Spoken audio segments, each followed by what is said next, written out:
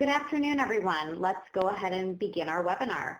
Welcome to the webinar today on persons with dementia who live alone, facilitated by the National Alzheimer's and Dementia Resource Center, which consists of our team at RTI International. Hello, I'm Sari Schumann with the Resource Center team, and I will be moderating our webinar this afternoon. The purpose of these webinars is to provide helpful, current, and applicable information for ADSSP and ADI grant projects and others in the Aging Network. Please note the webinar today is being recorded and the PowerPoint presentations will be sent to all of you after the webinar. We will allow time for questions through the webinar's chat feature at the conclusion of the presentations. If you have a question during or after the presentations, please enter your questions in the chat feature. At this time, I'd like to turn things over to Erin Long from the Administration on Aging, Administration for Community Living to provide a brief welcome. Hi, everyone. Thank you very much for taking the time out of your schedule to attend this webinar on this very important topic of living alone and dementia. I'd like to thank Drs. Harris and Lepore for sharing their presentations with us. And I would also encourage the attendees, if you have any feedback, please don't hesitate to email me personally at Erin, ERIN.long, LONG, at acl.hhs.gov. That's really all I have. Thanks again for being here, and back to you, Sari. Thanks so much, and Erin's email also will be available at the end of the webinar. So today we'll hear from Michael Lepore and Penny Harris, who will speak about persons with dementia who live alone. A little information about both of our speakers. Michael Lepore is a Senior Health Policy and Health Services Researcher with RTI International and an Adjunct Assistant Professor in Health Services, Policy, and Practice at Brown University. His research career has focused on issues concerning residential long-term care and has centrally attended to questions of quality and equity. Michael's recent publications examine the influence of Medicare and Medicaid payment rates on nursing home approaches to culture change.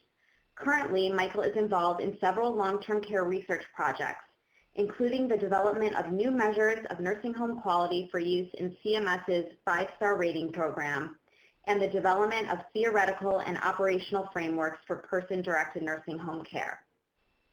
Penny Harris is a professor and chair of the Sociology and Criminology Department and director of the Aging Studies at John Carroll University. She is a fellow of the Gerontological Society of America and is the founding co-editor of Dementia, the International Journal of Social Research and Practice.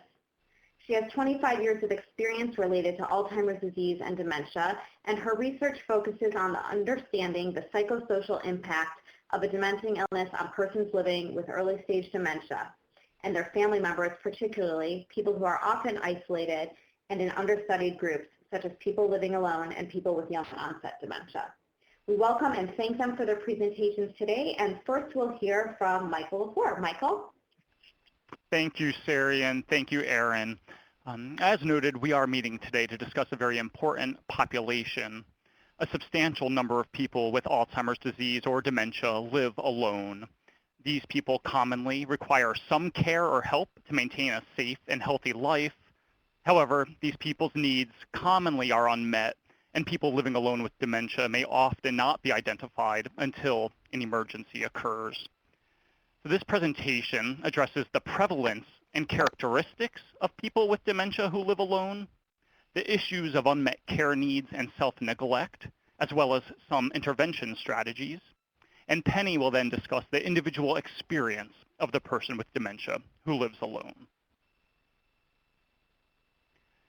We used the National Health and Aging Trends Study, or NHATS, to learn about the prevalence and characteristics of people with dementia who live alone in the U.S. We specifically used data from round 1 of NHATS, which were collected in 2011. NHATS includes a nationally representative cohort of 8,245 older adults who are current Medicare beneficiaries and data included in NHATS were obtained through in-person interviews with respondents or their proxies, and each interview lasted approximately 2 hours. Drawing on NHATS data, this graph shows the proportion of people who are aged 65 or over and who live alone and have probable dementia, possible dementia, and no dementia.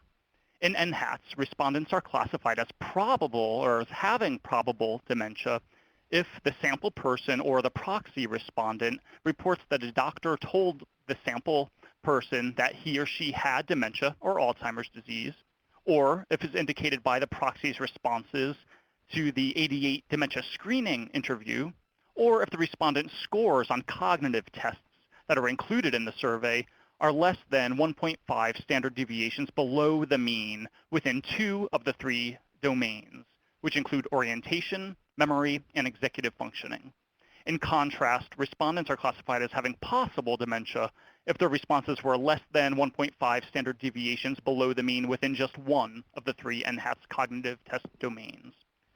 So of those with probable dementia, we found that approximately 30% live alone, and of those with possible dementia, we found approximately 35% live alone, and all other respondents were classified as having no dementia. Also, drawing on NHATS, we identified among individuals who are 65 and over and live alone in private residences, about 10% have probable dementia, and also among individuals who are 65 and over and living in a private residence with others, about 10% have probable dementia. In contrast, in congregate living settings, such as an assisted living facility, we find that about 40% of the residents have probable dementia. We've also identified some characteristics of individuals with dementia who live alone in a private residence. Compared to people with dementia who live with others in the community, those who live alone are older on average, and there are proportionately more females. And with regard to marital status, those who live alone in a private residence are less likely to be married than those who live with others in the community. And with regard to Medicaid status, on average, people with Alzheimer's and other dementias who live alone have somewhat lower income and are more likely to be enrolled in Medicaid than people with these conditions who live with others in the community. So those are some of the prevalence rates and characteristics of individuals with dementia who live alone. Now, as we turn to thinking about providing services for this population, it's valuable to note that these individuals are at greater safety risk compared to those who are living with others. These individuals also commonly have unmet care needs.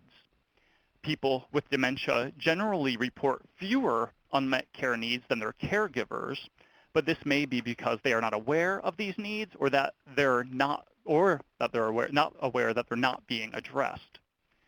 These needs may not be addressed for several reasons, because for many of these folks, including those with dementia and their caregivers, they may be unaware of existing services, and in some areas, or for some people, the available services may not meet the individual's needs or preferences.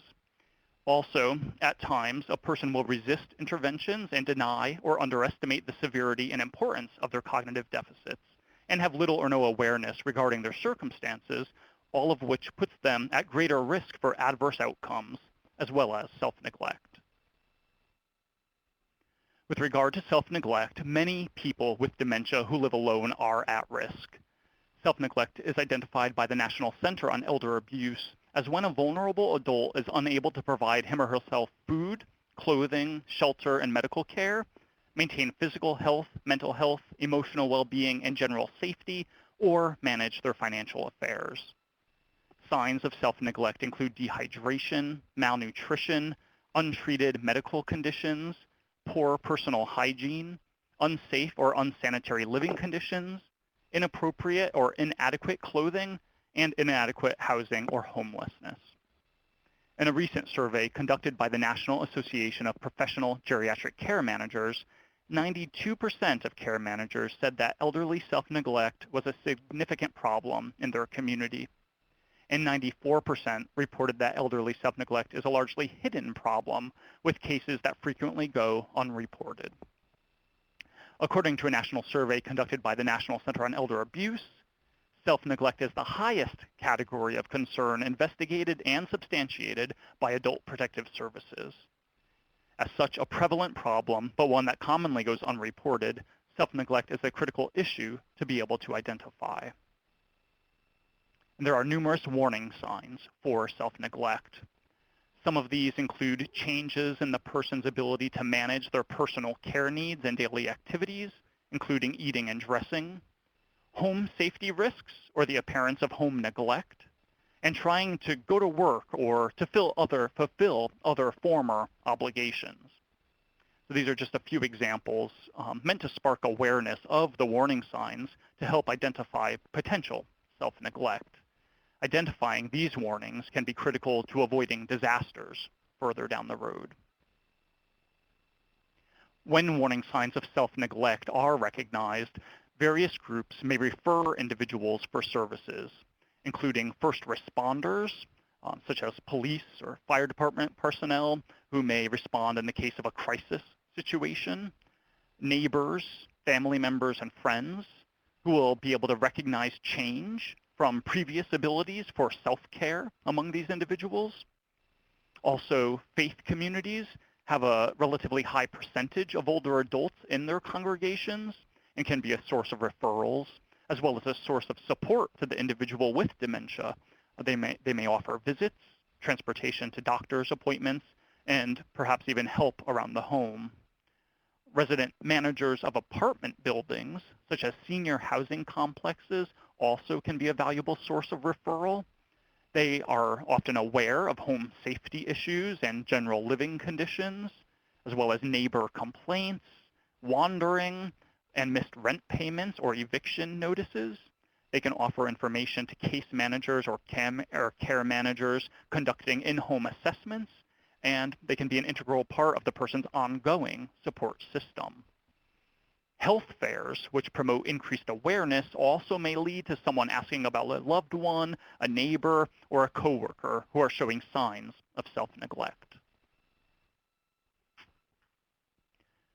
Some communities also have implemented gatekeeper model programs.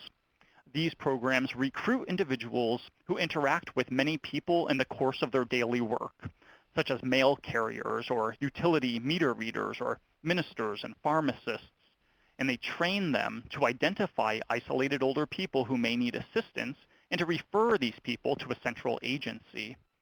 Gatekeepers have been noted to provide discreet surveillance as they can monitor for unsafe behaviors without being too invasive.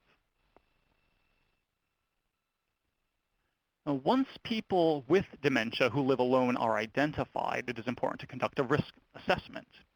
When assessing the level of risk for harm among people with dementia who live alone, it may be helpful to consider three categories of people, including those individuals who live alone but receive frequent support from relatives or friends who live nearby, individuals who live alone with support from long-distance caregivers, oftentimes that's adult children or siblings, and individuals who have no close family members or friends to provide monitoring or assistance. This is the most vulnerable and at-risk group.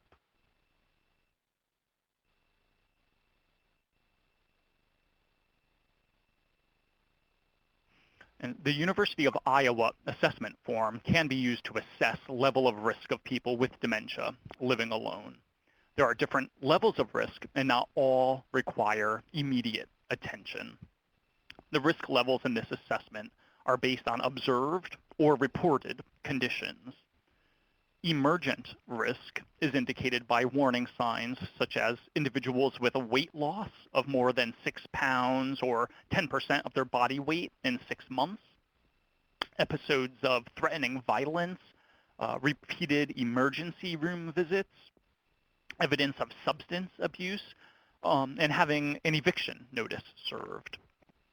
Emergent or semi-emergent risk is indicated by signs such as malfunctioning plumbing, thermostats not being set properly for weather, or neighbors calling police about the individual. Semi-emergent risk is indicated by warning signs such as repeated calls to family or others asking what to do next, having a dirty household when it formerly was clean, and storing food inappropriately.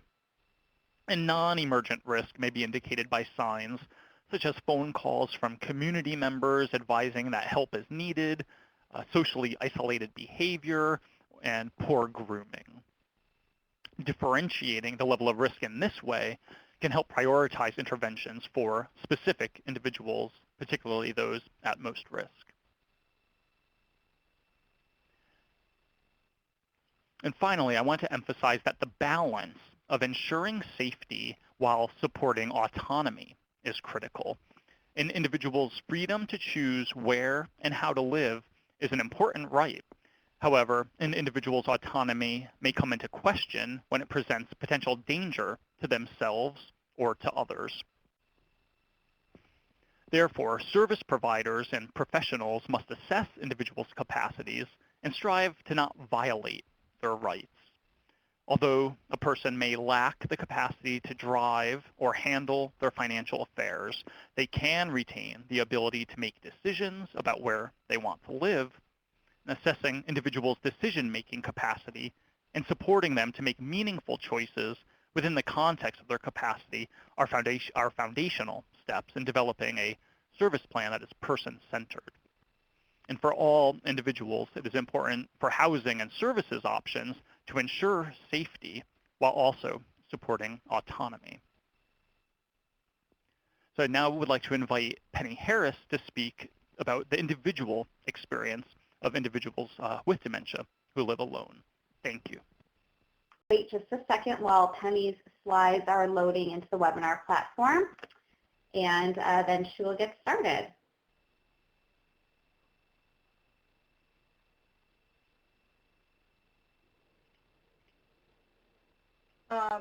Good afternoon.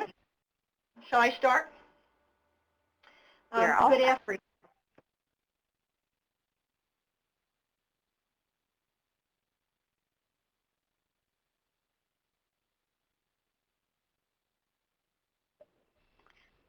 Penny, we're all set, so you can start as soon as you're ready. Okay, thank you. Good afternoon, and thank you for giving me the opportunity to talk with you. I thought perhaps the best way to get started is to just start with some basic concepts, which I'm sure most of you are familiar with, but just to make sure we're on the same page. So dementia capable, which is a concept that's certainly being used more and more coming out of the national plan. It really focuses on educating a skilled workforce and providing them with the skills needed to provide quality care. A little different concept is dementia friendly, which is a concept that's focusing on the modification of the living environment so that we modify our communities so that they are safer, more supportive, more respectful of people living alone with dementia or people with dementia and their family members, and more inclusive with the overall goals of improving their quality of life and helping them to age in place as long as possible. A newer concept is the concept of dementia positive, which takes a look at it in a little different way. It's really focusing on the strengths of the individual with dementia, and strength finding and really believing that people with dementia can live well, can live meaningful lives, and be co-contributors. And I know, because I've spoken to some of you over the course of the last few months in some of the programs that you're developing, that many of you really do believe that, and that's one of the focuses as you're thinking about developing your programs. So as I was thinking today how I might be most helpful, I thought I would try to provide some insights into the person's perspective to assist you in program and policy development.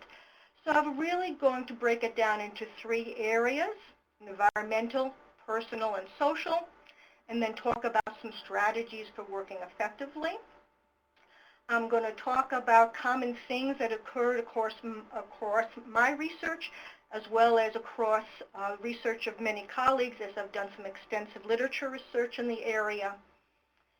And I put up this words, much variability, as much as to remind me as to remind you, as though I'm going to talk about common themes across the research that looks at the person's perspective who's living alone with dementia. That old adage that we've heard so many times, if you've met one person with dementia, that's what you've met, is one person with dementia. So there's certainly much variability, though I'm going to talk about common themes. And also what I'm going to do is, because if I really believe, as I do, in the area of, in the concept of dementia positive, to just hear the experiences from my words really would rather be foolhardy and rather hypocritical.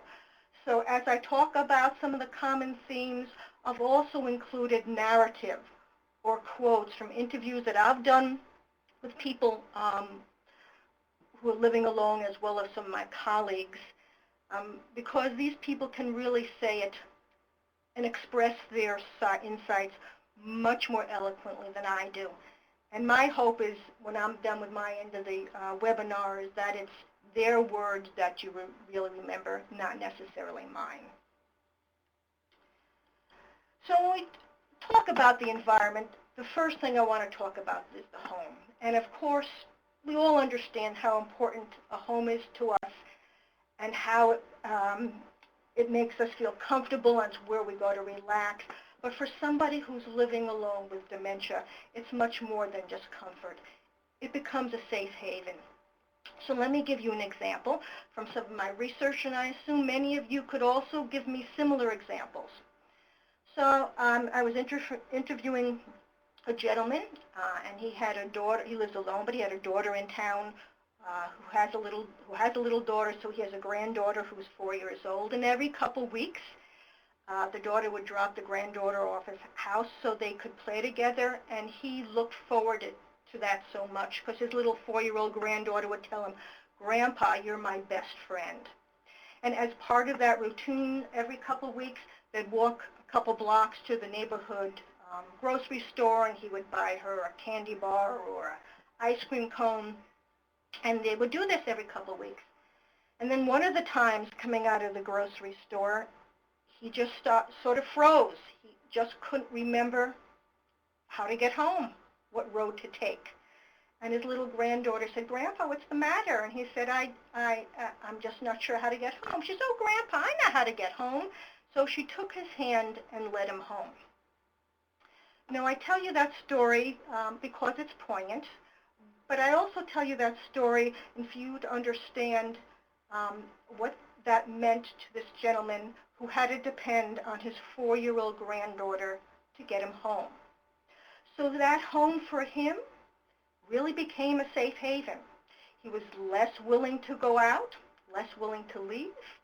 The home became very much more a center of life and all his activity.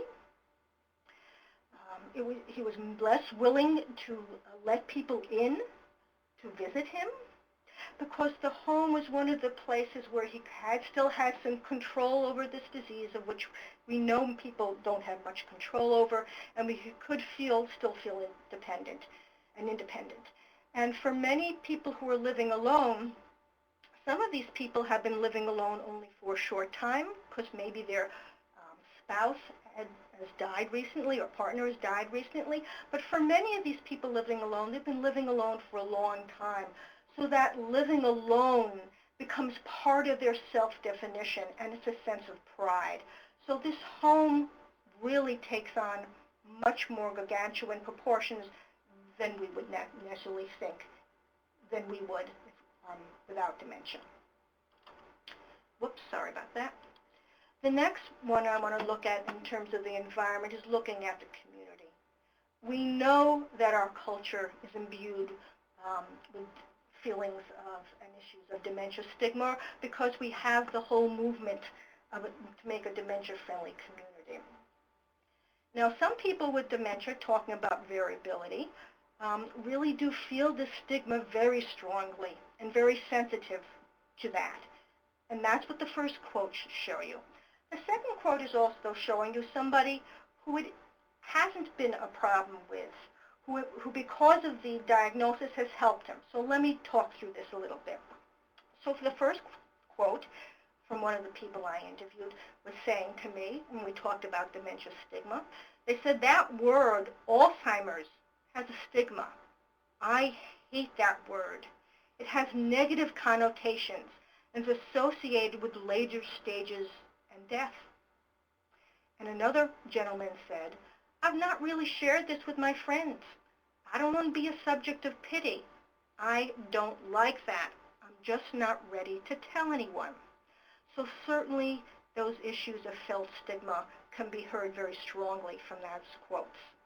But yet there's another perspective, and that's what this other quote says, was this gentleman was talking to me was saying, when I got the diagnosis, I thought I would tell everyone I know to take away that stigma. Some people might think I had too much to drink. They knew something was wrong. When I got the diagnosis of Alzheimer's, a great burden was lifted off my shoulders. I knew what was wrong. You're saying, at least I know I'm not going crazy, which is often what I've heard people say, and I'm sure you have too. And he said people were willing to be accepting, concerned, and willing to help. So you see that variability in how people respond to the diagnosis and the stigma. Next, I want to focus on the person themselves. And one of the biggest issues for somebody living with dementia, and particularly living alone, that whole issue of dependency. Nobody wants to be dependent. Nobody wants to ask for help. You know, part of our Western culture, being independent means being an adult. And having to depend on others and be a burden, we hear over and over again, is so difficult. And here's one person talking who really says it rather eloquently. I've always been an independent person. I never bothered anyone for help of any kind, and there were times I knew I was slipping. My daughter, I think she feels she's stuck with the responsibility of taking care of me. I don't want her to feel that way. I hate it. So that whole issue of dependency and independency and autonomy that Michael talked about before is really very prevalent. That decision, and Michael also brought it up, is participation in decision making. So much control is taken away from you by this disease. So having control over your own life and making your own decisions, being a participant in it, is so important for all of us, particularly for somebody who's dealing with this particular disease. So here's another quote, which captures that. I don't make decisions quickly. I want to be part of the decision making. I'm not so far gone that I don't have my wits about me, that I can't be part of that decision making. I mean, to care and be loving is one thing, but just to take over?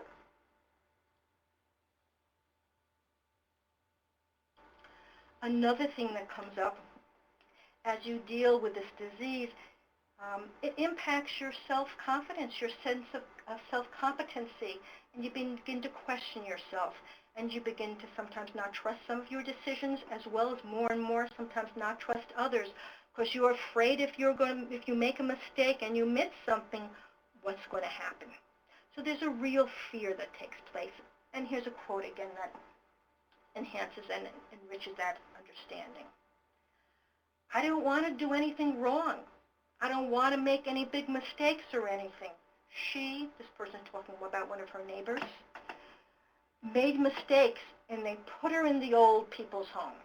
So this fear of making mistakes and letting people in to see that they might make mistakes is something that needs to be taken into consideration when we're designing programs and policies. Again, talking a little bit about self-identity. That self-identity is so important. And again, this disease affects it. And many people living alone, that living alone is part of who they are. That's they're proud of. So here's another quote that captures this. Sometimes people try to do too much for you and treat you like a moron. I live by myself. I can do things. I can take care of myself. I don't have to have everything done. I let people know I need help in this area, but leave me alone in this area. So, we know there are domains where people living alone with dementia are doing all right, and we know there are areas which they need help with.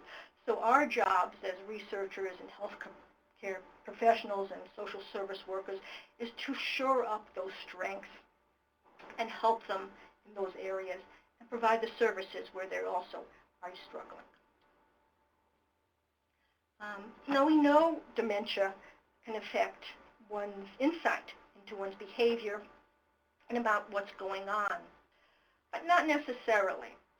So I've worked with many people over the years who know what's happening to them and others who don't. So again, this is this variability I want to point out.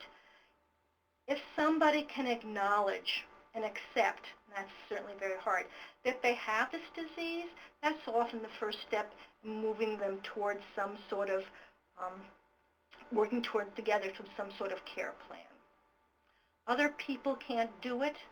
Denial sometimes, is certainly an ego defense mechanism, and they can't give up that denial because they can't accept what's happening to them. So here's those two perspectives. The first one with the acknowledgement, someone I was talking to, I interviewed, I suspect my ailment is going to get worse, and when it does, I'll have to live differently. You need to understand there's a difference between remembering and understanding. And then on the other hand, this is another person that I interviewed and worked with who had an aide come in every morning to help her, but she couldn't accept that she had Alzheimer's, and she couldn't accept that there were memory problems. So that denial was pretty obvious. And here's her quote, "I always pride myself on my memory. I don't think I have a terrible loss of memory. If you can't find something, you can't find it, just look a little harder." The next area always comes up in research, always comes up in conversations, and is in driving. If you have been driving for 60 years, having to give up that driving, which is synonymous with being an adult, it's synonymous with independence and freedom, is very difficult. But many people are aware of the issues, aware that it makes them become more socially isolated, aware of feeling closed in, but also aware that they may hurt others or themselves if they don't give it up. So you see this struggle with them. This is just a quote from somebody who's talking about how she's feeling closeted in. You suddenly feel closeted in your little area, and you have no place to go. Also, what happens with the course of dementia is the loss of initiative and being extremely tired. I've had people I've interviewed talk about, what it's like. I'm sitting on this couch. I know I want to do something, but no thoughts are going through my mind, and I just don't have the initiative and or the energy to do something. Where we take multitasking for granted, people with dementia can't do that. Just to focus on one daily task is difficult enough, and this quote captures that. You can understand when people just get too tired after a while. It's not physical strength. It's the strength of thinking. Like, people don't realize how much I have to think to make a sandwich. Something as simple as a sandwich. When everyone makes it and goes on to be thinking about what they got to do at work or what else they have to do that day, I can't do that. Just the thinking of putting the sandwich together takes so much effort. And the next quote really talks about initiative. Anything which needs initiative is now out of bounds. I used to do it, and I loved it. I used to go in the morning and have a swim, but now I don't do it. So this feeling of tiredness and lost initiative is really something that we need to think about as we're developing programs and services. feeling of confusion. And we all know people with dementia have periods of confusion. Sometimes people are better in the morning than they are in the afternoon or evening. Or sometimes it's night when they wake up and they're not sure if it's morning or night. And there's assistive technology that can be used to help. But this is one of the quotes that picks that up. When I wake up in the middle of the night and I'm confused, I think, what am I doing, Lord? Am I going into the night or I'm waking up in the morning? You can sort of capture the anxiety of this poor woman trying to figure out what time it is and what's happening. Now, Michael in his presentation talked about, and absolutely so, about risks and risk assessment and safety issues, and we as researchers and healthcare professionals and social service professionals is really what we focus on, and well, we should. Now, some people with living alone with dementia are really quite aware of it. They're aware that they're at risk for falls and fires and what's going to happen in an emergency, or they're afraid to let somebody in, or problems of financial exploitation, and others aren't. But here's an example of it, and then what the outcome may be as we try to enter their homes and provide services. So this woman is talking. I had a knock on my door. It was a man standing there, and he asked me questions to try to increase your income, he told me. I told him I was not the least bit interested and closed the door. I don't care if the king comes or the queen comes, or whoever it may be. I will not open my door anymore.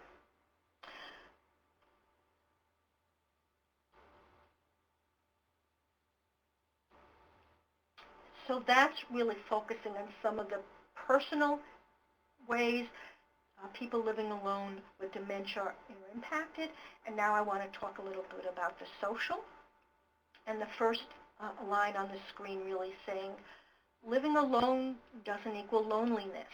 Most of the studies on people living alone will say that anywhere from 50 to 60% of people with dementia living alone are lonely. But there's a good portion of people who aren't. There are many people who have lived alone for a very long time and are quite comfortable with it. And we also know that in a crowd you can be lonely, and unfortunately in a relationship you can be lonely. So living alone, though loneliness can be a problem, we can't always assume that it is for everybody. But when we're talking about loneliness, what we really are talking about is how someone evaluates the quality of their social engagement, not necessarily the quantity. And also when we look at social issues, we know with the progression of dementia, people become more socially withdrawn and social isolation occurs. So what's very important? And I know it's difficult when you're providing services and you don't have a huge amount of time, but the importance of that social contact, that regular face-to-face contact, if I can emphasize that, it's that face-to-face contact is very important. Telephone, yes, but it's that face-to-face that makes the difference, that you take the time to listen to them, that you take the time to listen to their concerns. So, some of the research has shown that though people living alone may have people coming in, helping them in the house, cleaning or providing meals, they're task-oriented. They're not taking the time to talk to the person, and that's what's so critical. Here's a quote from somebody saying, I don't mind being alone, though I can get awfully lonesome. I just look around and wish somebody was there to talk to.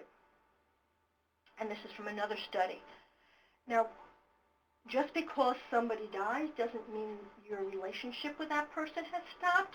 And this is a woman talking about a relationship still with her husband who had died a couple years ago. And she really was afraid to tell anybody about this, but she still found comfort in this relationship. So here's the quote. I still miss him. I still talk to him, but only in the bedroom. I put the electric blanket on one, it's 2 parts, and I put his side on, and he's still got his pajamas under the pillow, but I don't tell anybody about it. So she still finds comfort in knowing that he's there by turning the electric blanket on, the warmth, and feeling his presence is still there. When we look and talk about social issues, we also have to look at support networks. We can't necessarily assume that people who are living alone don't have support networks. Some do and some don't. But we need to spread out our examination of support networks, not only to relatives, but friends. Neighbors are very important. Shopkeepers are particularly important. People that the people who are living alone with dementia, who may see a couple times a week as they go to the grocery store, or they go down to get gas, or to the mail person who comes through, and particularly pets. We know with older adults that pets sometimes become like their children, and so that relationship with pets can really have a significant effect on lessening feelings of social isolation. This is a quote from a woman. She was the care partner for her sister. She explained, "I'm trying to find something that would interest her now. She's not interested much of anything at this point." That's that lack of initiative. And we're talking about a little depression, obviously, here, too. She said, but we're both kind of pragmatic. We're both concerned about quality of life issues. And that's what support networks and friendships do. It really speaks to our quality of life issues. Friendship is important to everybody on some level, to some extent. Dementia or no dementia, living alone or not living alone. What also happens when you're living alone is a sense of boredom. Each day becomes somewhat the same, and there's a lack of having fun in your life anymore. And this is captured by this quote.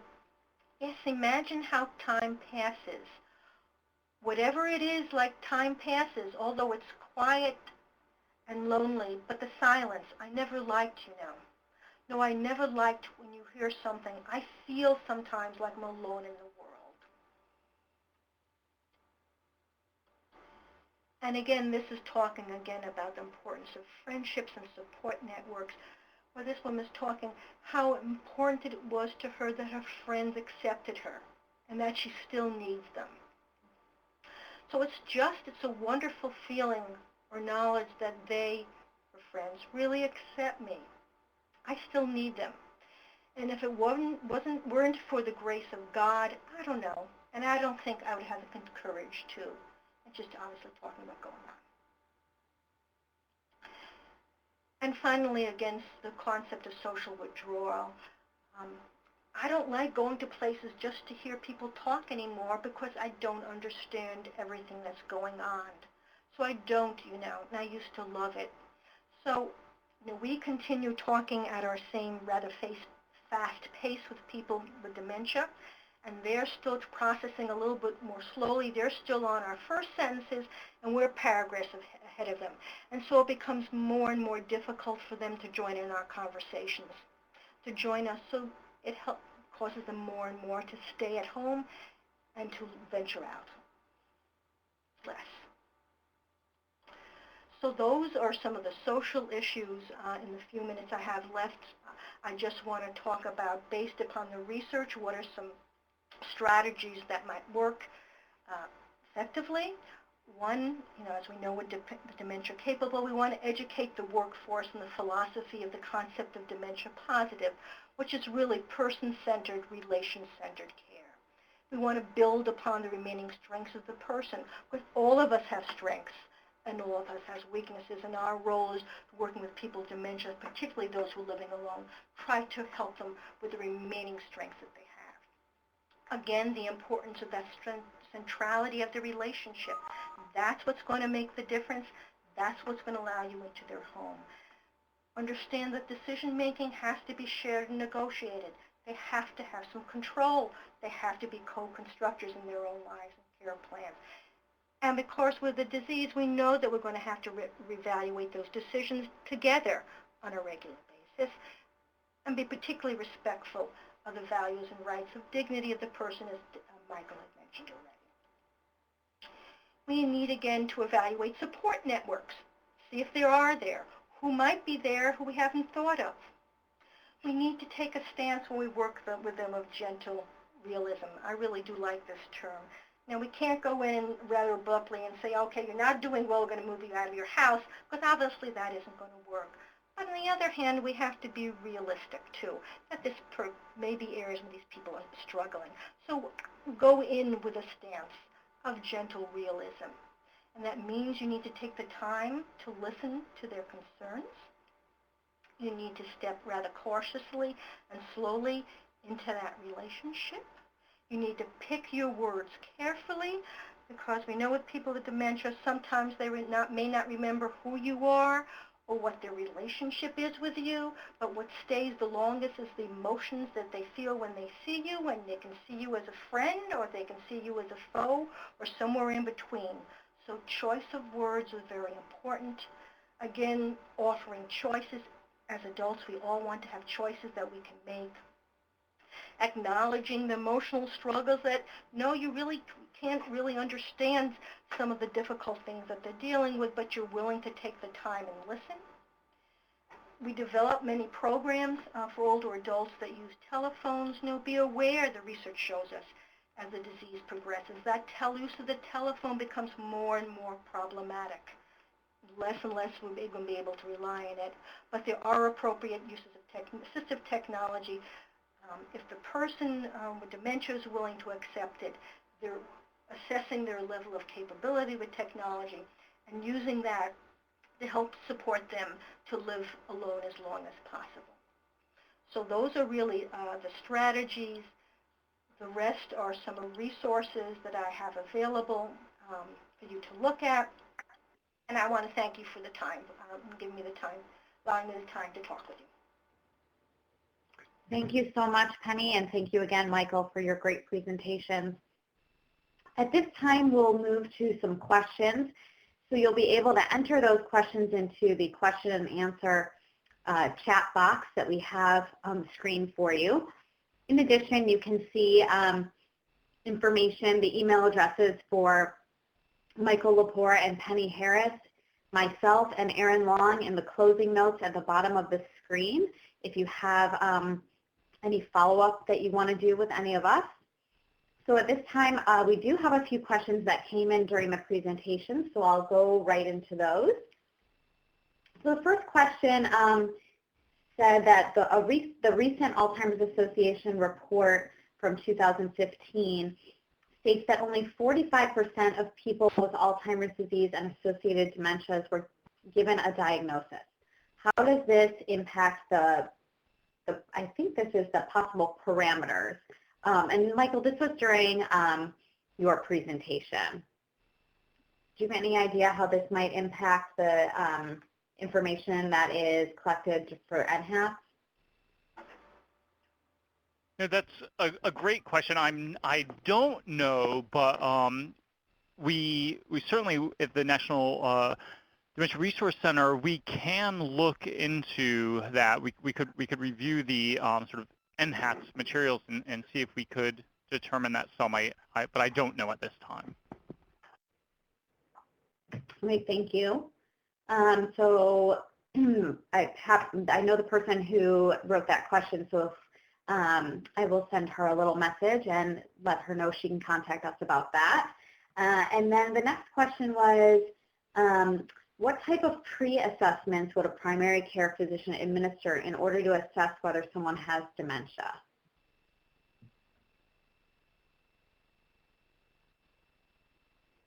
We can talk about we can provide our screening toolkit that we've sent out in the past to folks. That might be useful. Any other information either of you want to provide about that? No, I think that toolkit that you have used before is really very helpful. Okay, great. Another question. Yeah. Hi, this is Liz Gould. I would also add that it's something for any treating physician to consider, because it may be that a person will not be able to follow through with the recommended regimen. So it is helpful to do those assessments and to recognize when there is a dementia. Thanks for adding that. So another question that's here is, do either of you have some strategies you can suggest to overcome people's fear of letting people into their home to help, to possibly convince them that those that are there to help them solve problems, not put them away to a nursing home or something similar? Penny, any strategies that you can think of? Sure, and it definitely is a problem. I think sometimes it's most helpful, again, it's based on that, building that relationship. If you can have somebody, a neighbor, or somebody that that person trusts, introduce the home health person, the home aide, and say, this person is coming to help you, and I'd like to take a moment to introduce you to them. If you can use some intermediary in that way, it's sometimes helpful to get your foot in the door, but also that you have to understand that it may take 1, 2, or 3 times, though I know that's very costly, before they're going to allow you into their door, for all the reasons that we talked about. But if you could find that intermediary, that person who they trust, maybe the neighbor, maybe the friend, who could do the introduction, that's sometimes a helpful way. Great, thank you. And what about some helpful in-home supports that can be provided to people living alone with dementia? Well, it really depends on the person's needs, right? So that's why that assessment out of the University of Iowa is so helpful. It's hard to say, does a person need help, with making their meals? Are they lonely or are they not lonely? Are we concerned about, are they concerned about fires or safety issues? There's certainly things we all know you can do to the stoves and for electricity to make it safer, for better lighting. So it really depends on, it's so individual, it really depends on the assessment and what the person tells you that they need, because that's where you have to start first. And then as you go in, then start talking with them about some of your concerns as you step into the house. But you first really have to start and listen to what they tell you they need. That's the entry into their lives. Great, thank you. I'm not sure if either of you would know this offhand or if you have a resource that this person can look into, but they asked what the percentage of those who have dementia also have clinical depression. Are there any resources you can think of that might have that information? I know I've seen it, but I don't know if I can pull it off the top of my head. Well, we can get back to the person if it's something that you might be able to find. Sure. Okay, great. Let's see, a few people have asked if you can talk a little bit about some of the assistive devices that are available to support those living independently with dementia. Well, again, it really depends upon their needs.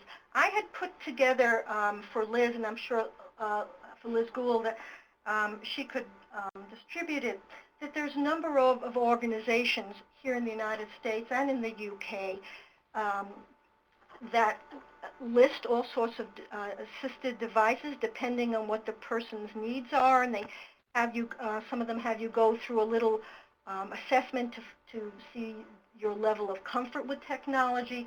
But for example, the quote from the woman that I used who mixes up day and night. Well, there's clocks out there that have different colors for day and different colors for night that would help. For somebody who has having problems with medicine, management, there's assistive devices that will, an alarm will go off at a certain time. They're supposed to take the medicine and just the right amount of the pills come out at that certain time. There's sensors that you can put into the house to make sure that the temperature doesn't get too hot, or for people who live in very cool regions, that the temperature doesn't drop very low, so you can regulate the temperature. There's assistive technology that's focused on reminding messages, to remind them that they have appointments coming up. So it really depends on what the person's needs are. There's a whole variety of different assistive technologies that can help in those areas to have people age in place as long as possible. Great, thank you. Let's see. We have another question, someone asking if you can talk a little bit more about gentle realism. We'll try and get to this question and then one more, and then we will close it out and try to get to people individually about your questions. Penny, could you talk a little bit more about gentle realism? Sure. Nobody likes somebody coming into their house and telling them what to do or pointing out the problems that they are. As I said, some people with dementia living alone are well aware that they're struggling, and some of them are not. So this concept of gentle realism is really